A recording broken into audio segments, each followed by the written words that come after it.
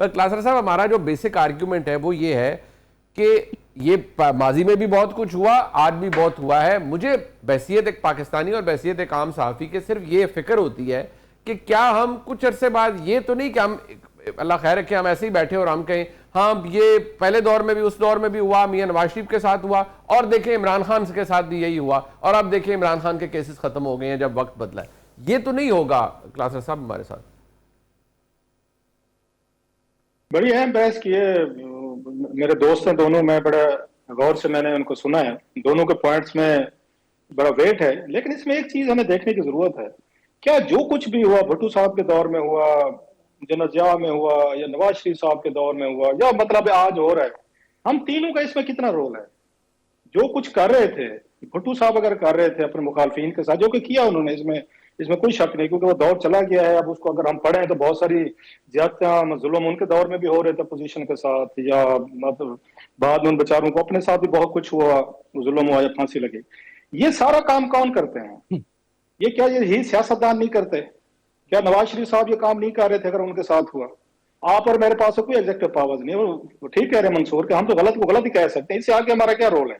ان کا کیا رول ہے جن کو لیے ہم وی فیل سمپیتھیٹک، وی فیل سوری، یا جو بھی ہمارے اندر فیلنگ آتی ہیں؟ یہ جیلوں میں ڈال رہے تھے جب یہ نواز شریف صاحب یہ کام کر رہے تھے بین جی بھٹو صاحبہ کے ساتھ، زرداری صاحب کے ساتھ، وٹ ایور کے ساتھ، تو وہ کر رہے تھے. آپ اور میں ہو سکتا ہے اس وقت بھی کہہ رہے ہوں کہ پولیٹیکل وکٹمائزیشن ہو رہی ہے، نہ کریں اس طریقے سے. جب یہاں پہ اینٹی ٹیررزم کی کورٹس بن رہی تھی اس وقت بہت آپ کو یاد ہوگا رولا پڑ گیا تھا سارا. انہوں جب پیرل عدالتیں کھڑی کی تھی کہ مت بنے، نواز شریف صاحب نہیں مانے تھے، بعد میں اسی ہی اینٹی ٹیررزم کورٹ سے ان کو سزائیں ہوئی تھیں جو ان کو تیار ہائی جیکنگ کیس میں ہوئی تھی. سیم جب ہم نے دیکھا کہ عمران خان صاحب جو ہیں، انہوں نے، آپ کو یاد ہوگا نواز شریف صاحب جیل میں تھے، مریم جیل میں تھیں، اس کے بعد زرداری صاحب جیل میں تھے، فریال تالپور صاحب جیل میں تھیں، یا آپ کے شہید فقان عباسی صاحب تھے، خواجہ سعد رفیق صاحب تھے، سلمان رفیق تھے، احسن اقبال تھے، خواجہ نیم اینی ون. تو ان کو آپ اور میں نے تو جیل میں نہیں ڈالا ہوا تھا، آپ میں سے کسی نے ایگزیکٹو سائن کیا تھا. ابھی آج کل خان صاحب جیل میں ہیں یا ان کے بندے جیل میں، آپ اور مجھ سے کتنے لوگوں نے ان کو سائن کیا کہ ان کو جیل میں ڈال دیں؟ جب یہ خود انہوں نے طے کیا ہوا ہے سیاستدانوں نے، حکمرانوں نے، کہ ہم نے اپنے ایک دوسرے کے ساتھ یہ کام کرنا ہے، ہم نے اپنے ورکر کو پھینٹی بھی لگانی ہے، ہم نے جیلوں میں بھی ڈالنا ہے، ان کے سر بھی لینے ہیں، ان کو پھانسے بھی لگانی ہے، ان کو کوڑے بھی مارنے ہیں، ان کو ہم نے ٹرائل بھی کرنے ہیں. تو آپ اور میرا کیا رول ہے ماں سوائے اس کے کہ ہم اس کی مذمت کریں جو میرا خیال ہم تینوں کرتے رہتے ہیں، اور بھی لوگ بہت سارے کرتے رہتے ہیں. یہ اقتدار کا کھیل ہی ایسا ہے سر، جو صدیوں کی مثال دی ہے منصور نے، بالکل ٹھیک بھی ہے کہ اپنے اقتدار کے لیے آپ یہ کسی کی جان لے بھی سکتے ہیں اور جان دے بھی سکتے ہیں. That's a power game. آپ کا کیا خیال ہے جیلوں میں جو کچھ ان کے ساتھ سلوک ہوتے ہیں، عام یہ قیدی والا ہوتا ہے؟ ان کو تو گیم ہے، سال 2 سال جیل میں لگائیں گے، وہ کہتے ہیں پاپولر ہو. نواز شریف صاحب بھی جیل میں گئے، کتنے ایکٹس آف امیشن کمیشن ان پہ تھے، زرداری صاحب پہ تھے، وہ کہتے ہیں کوئی چیز ہم پہ ثابت کی، کسی نے آج تک مانا ہے کہ کوئی چیز ثابت کی ہے؟ اچھا سزا ہونے لگے، سزا ہو جائے، نارو ہو جاتا ہے. درمیان میں امریکنز آ جاتے ہیں، سعودیز آ جاتے ہیں، مارک گرانٹ صاحب آ جاتے ہیں، اس کے بعد یہ کنڈولیزا رائس آ جاتی ہیں، تو این آر او ہو جاتے ہیں. مشرف کے ساتھ ہو گیا تھا، نواز شریف صاحب کے ساتھ ہو گیا تھا. عمران خان صاحب کو کیونکہ گارنٹر نہیں مل رہے، انٹرنیشنل لیول پہ کسی سے بنا کے نہیں رکھی تھی، لوکل لیول پہ ان کے ٹرسٹ ڈیفیسٹ ہے، لہذا ان کی ڈیل میں ڈیل ہو رہی ہے. ہر بندہ کہتے ہیں ہم تو انوسینٹ ہے، تو پھر ہم تینوں چاروں جو 25 کروڑ لوگ ہیں، ہم گناہگار ہیں سارے کے سارے، ہم لوگوں نے کرائمز کیے ہیں. تو جس کو شوق ہے وہ گھوڑا بھی ہے، میدان بھی ہے، تلوار بھی ہے، کھیلے. تو یہ سر بالکل وہ بڑے مزے سے کھیل رہے ہیں، لوگ بلے بلے کر رہے ہیں، مر رہے ہیں، ان کے لیے گھر تباہ ہو رہے ہیں، یہ بزنس تباہ ہو رہے ہیں. اور یہ لاسٹلی سر یہ سب لوگ ایک دوسرے کے ساتھ کرتے ہیں. نواز شریف صاحب نے بین جی بھٹو زرداری صاحب کے ساتھ کیا، عمران خان صاحب نے ان کے ساتھ کیا، یہ ان کے عمران خان کے ساتھ کر رہے ہیں.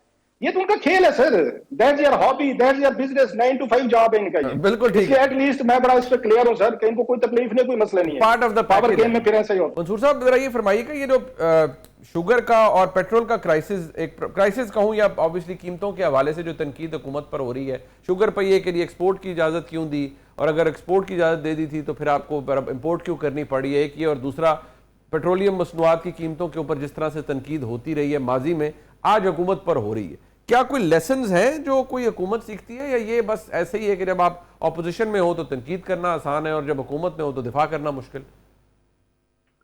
منیب صاحب، یہ گھسی گھسائی ایک پرانی ٹیپ ہے جو ہر اپوزیشن جو ہے وہ استعمال کرتی ہے. اچھا، جب عمران خان صاحب کی گورنمنٹ تھی اور یہ لوگ اپوزیشن میں تھے، ان کو پتا تھا ان کو سب پتا تھا کہ بیسکلی پیٹرول کی پرائسز کس طرح اوپر نیچے ہو رہی ہیں, وجہ کیا ہے, انٹرنیشنل جو پرائسز ہوتی ہیں اس کا کیا اثر ہوتا ہے لوکل مارکیٹس کے اوپر, ان کو سب پتا ہوتا ہے. ڈالر کو جب آپ ڈپریشیٹ کریں گے تو اس کی وجہ سے کیا فرق پڑے گا آئل پرائس پہ, سب پتا ہوتا ہے. لیکن ظاہری بات ہے آپ نے سیاست کرنی ہے. مریم اورنگزیب صاحبہ نے رات کو بیٹھ کے وہ پریس کانفرنس کرتے ہوئے کہنا بھی ہے تمہیں شرم نہیں آئی, تم نے رات کو جو ہے وہ پرائسز بڑھا دی.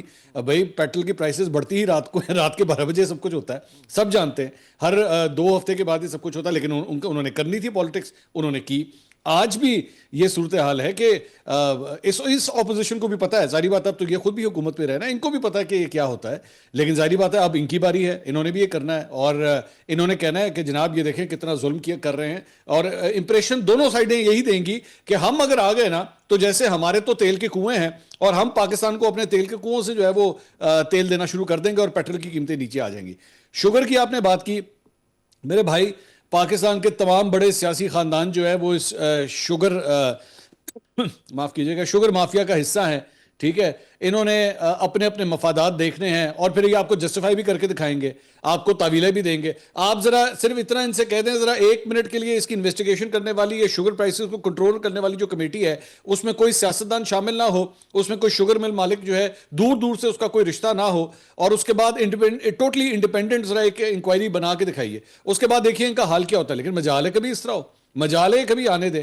سب کے اور تمام جتنی سیاسی جماعتیں ہیں سب کے اپنے اپنے اپنے اپنے کہیں نہ کہیں سٹیکس رہے ہیں, چاہے وہ شریف خاندان ہو, چاہے وہ بھٹو خاندان ہو, چاہے وہ یہ کیا نام ہے ان کے اس سے پہلے جو بختیار صاحب, خسرو بختیار صاحب کی شوگر ملے ہوں, ہمایوں اختر صاحب کی شوگر ملے ہوں, سب کے اپنے اپنے اپنے اپنے سٹیکس ہیں. اور یہ سب جانتے ہیں کہ 2 نمبری ہو رہی ہے, سب جانتے ہیں زیادتی ہو رہی ہے عام عوام کے ساتھ, لیکن نظریں دوسری طرف کر لیتے ہیں اور ان کو فرق نہیں پڑتا. وہ کہتے ہیں اگر دوسرے کو فائدہ ہو رہا ہے تو مجھے بھی تو ہو رہا ہے نا, ہوتا رہے, ڈزنٹ میٹر, کوئی فرق نہیں. عوام مرتی ہے تو مرے, ڈزنٹ میٹر. یہ ترین صاحب کے خلاف جو انکوائری تھی وہ بھی شاید اس کا مقصد زیادہ ترین صاحب کو ٹائٹ کرنا ہی تھا عمران خان صاحب کے دور میں.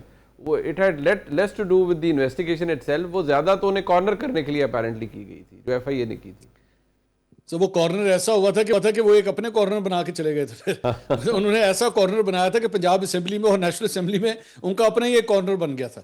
تو پھر یہ پالیٹکس میں تو پھر ہوتا ہے. پھر ایبسلیوٹلی, مجھے گریٹفل کہ آپ نے وقت دیا, انڈرسٹینڈ کہ آپ نے جانا ہے. یہ جو پیٹرول اور شوگر کا کرائسس ہے افتخار صاحب, آپ کے نزدیک یہ اچھا یہ ہم ہر دفعہ سنتے ہیں اور ہر دفعہ یہی سب کچھ ہو رہا ہوتا ہے, ڈو یو ایگری ود دس کہ یہ شاید ہمارا گورننس ماڈل ہے کہ ریگارڈلیس کہ کوئی ٹرانسپیرنسی کی جتنی مرضی بات کرے لیکن تنقید پھر بھی ہوتی ہے. ایک تو یہ کہ شاید ہم نے تنقید کرنی ہوتی ہے یا تنقید ہوتی ہے. یہ بالکل صحیح کہا کہ ہمارے پاس تیل کے کنویں نہیں ہیں اور ہمیں تیل باہر سے خریدنا پڑتا ہے. اب جب مارکیٹ انٹرنیشنل میں چڑھاؤ آئے گا تو ادھر بھی قیمتیں بڑھیں گی. اگر ادھر کم قیمت ہوتی ہے تو ہمیں فائدہ نہیں ملتا. I agree with this point of view. ہر حکومت میں ایسا ہوتا ہے اور ہوتا جا رہا ہے. گورننس نام کی کوئی چیز نہیں ہے. عوام بالکل بے حسی میں اس حد تک پہنچ گئے ہیں کہ وہ اکٹھے ہو کر اس سارے نظام کے خلاف لڑنے کی طاقت نہیں رکھتے. اس لیے ایسا ہوتا ہے. جہاں تک شوگر کا مسئلہ ہے اس میں بڑا امپورٹنٹ بات جو میں یہ جاننا چاہتا ہوں کہ ایک ایسا کمیشن بنائے ہمارے دوستوں پر جو زیادہ بہتر جانتے ہیں ہم سے کہ 1 من گنے سے کتنی چینی بنتی ہے, اس چینی بننے کی لاگت میں کتنی بجلی خرچ ہوتی ہے ان کی, اگر جو بیگاز سے بھی بجلی بناتے ہیں کتنی بجلی خرچ ہوتی ہے, کہ اس 1 من کے اوپر بجلی خرچ ہونے کے بعد کتنی مزدوری دینی پڑتی ہے, ان کی مشینوں کی جو ویئر ٹیئر ہے وہ کتنی ہوتی ہے.